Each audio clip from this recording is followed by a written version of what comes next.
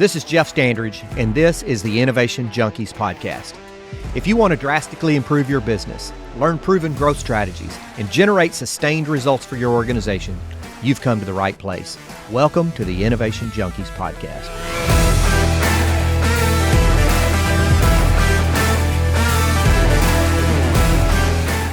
Hey guys, Jeff Standridge here, and welcome to another episode of the Innovation Junkies podcast. Hey Jeff. And I'm glad to be back. This is a bonus episode. That's right. Bonus episode today.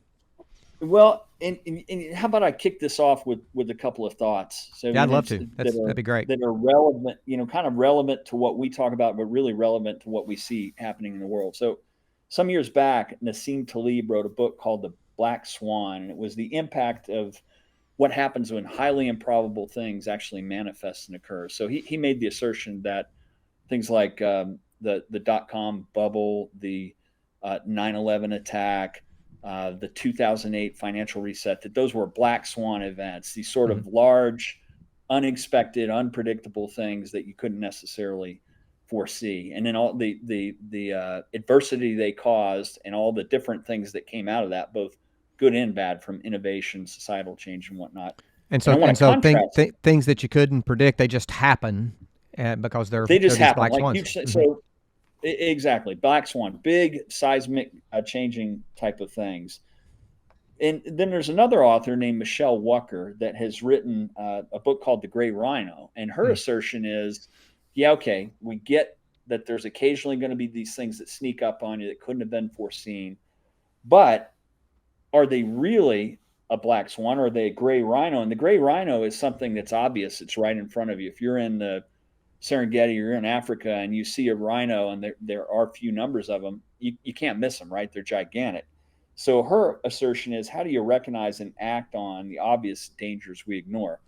And so, as point of the conversation, how do we weave that into, how is this relevant to someone that's trying to run a constantly improving, innovative business? How does it relate to strategy? And so that's kind of the context of the conversation. And I would pose the question, are black swan events in a business really black swan events?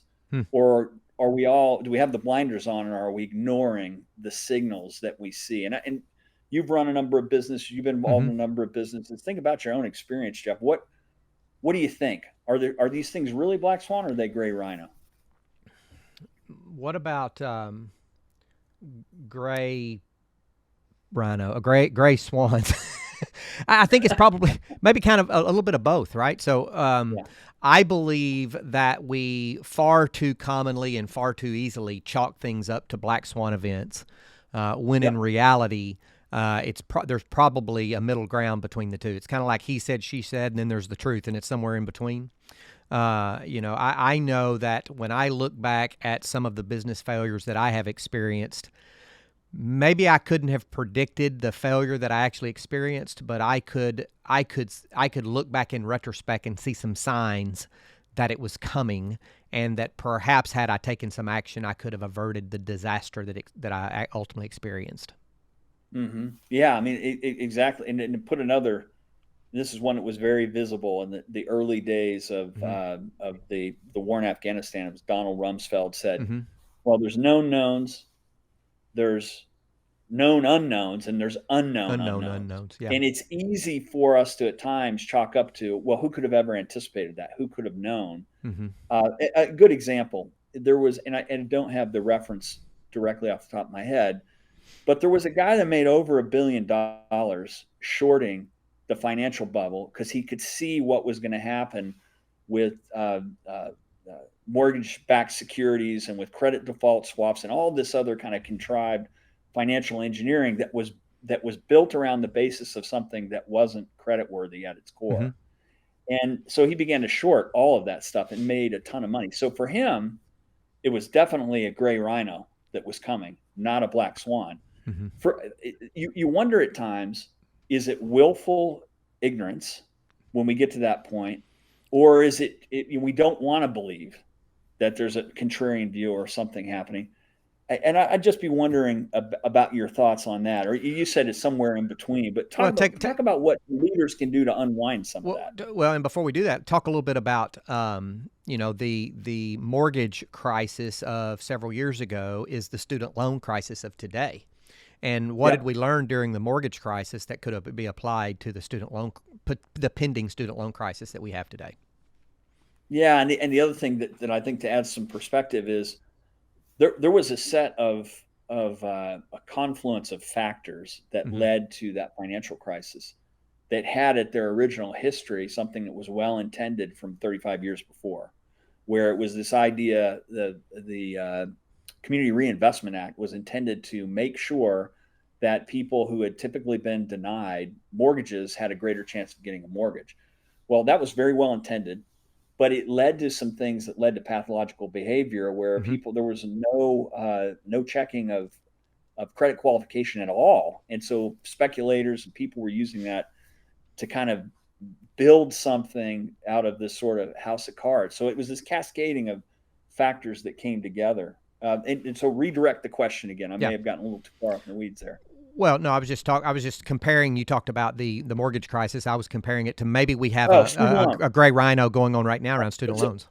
so perfect. Student loan, and thank you for bringing me back to that. So how are those things similar? Well, in the Well, case you've of had a student birthday loan crisis, recently. Sometimes we have to help you with those kinds of things. I tell you what, it's like half a step away from being in full on geezer mode. But thank you for pointing that out. This is my last full year Happy with a birthday. five. If five is the first number in my age, so I'm That's not to right. give too many more clues away. One foot in the grave But and the other on a banana peel. well, you could argue, and we're close to the educational system, but you could definitely argue that we built a process in education that encourages students to go out and get massive amounts of debt to pay for increasingly high tuition, living expenses, et cetera. I mean, a lot of the major universities in the US are like a country club. I mean, they're competing for students all across the country for this immersive experience that may end in some kind of quality education that actually gives them earning power, but may not. And there's Hmm. large disparities between STEM related degrees and employability and the other things that you can learn. And yet we've saddled these kids with mounting amounts of debt that sometimes might take them 15 to 20 years to pay off. And so when does that bubble pop? And the other thing too is think about the size of the bubble that's been created, and it really only serves 35% of all of the adult population. That's essentially what your 4 year Yeah. or 6 year undergraduate baccalaureate attainment rate is. And so it's like, what are we doing? It's a Yeah. system that's, again, based on leverage rather than paying as you go. So back to your question about Seems what like a leaders gray can do. rhino. Yeah. So what leaders can Yeah. do in their businesses, and we can kind of kick this back and forth. I like to use the reference from Jim Collins in Good to Great, where he talks about, what is it that drives your economic engine? And I think we as leaders can get very reactive in our business and can be heads down. And so how do we attune ourselves to these potential gray rhinos that are charging us? Number one, raise our Mm-hmm. heads up and keep our eyes fixed on where we're going and what are those metrics that point to the economic vitality of our organization. Is it revenue, profit, margins, turnover, whatever those are for our business, is having a good handle on those and looking at them. I think the second thing we can do, looking at them and taking action on them. I think the second thing we can do is how many times we as small, medium enterprise owners do we really step back and run a risk mitigation exercise, a risk management Mm-hmm. exercise, and say, what are the critical competitive risks? What are the critical internal risks? What are the critical personnel risks, quality risks? What are the risks that we're facing in our organization? What's the likelihood that they could happen?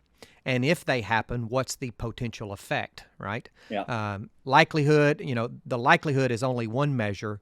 The potential effect is another. If likelihood is low or moderate, but the potential effect would be catastrophic, then maybe we need to take some action to mitigate those risks. Yeah. I mean, and that's something we go through a simple spreadsheet tool that talks about Mm-hmm. critical, major, or minor in terms of Mm-hmm. severity. Critical being something that could put you out of business, major, significant setback, minor, you get to it when you get to it. and then it assigns a probability based on it occurring, and that gives you kind of a weighted order of merit. Then you've got a priority list of how you should attack these risks that, if you let them go, can definitely torpedo the business, can definitely cause bad things. I like a lot of what Gino Wickman talks about in his book Traction, where there's this, in weekly is a pretty short interval, but he's got this action meeting where everybody that's in the company has to go through and talk about those issues, which I would call of risk, on a weekly basis. And it's not one of these things where you just kind of wallow in, well, it's not fixed yet. There's a time definite associated with when things are going to be addressed and fixed.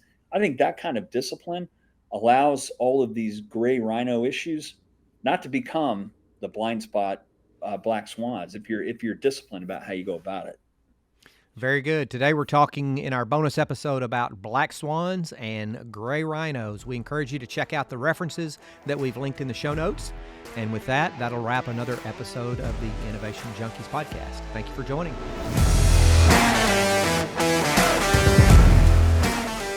Hey folks, this is Jeff Amrine. We want to thank you for tuning in. We sincerely appreciate your time. If you're enjoying the Innovation Junkies podcast, please do us a huge favor. Click the subscribe button right now and please leave us a review. It would mean the world to both of us. And don't forget to share us on social media.